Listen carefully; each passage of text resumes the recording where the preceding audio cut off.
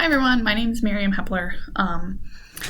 I decided to take an elective that had to do with children and families at risk because of the field that I work in. So I'm actually in my office at work right now.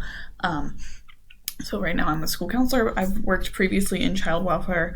I know like the first week's topic is about child welfare and things of that sort. So I'm interested to delve into it more and to learn more from my classmates and what their perspectives are. I think it's important, especially since having worked in the system, to remember and learn more about communication and how social work can be separate from child welfare involvement. Um, yeah, I think that's a big thing. Is like working on like the communication and understanding.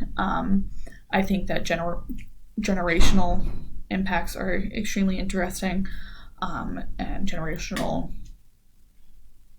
system involvement is super interesting as well.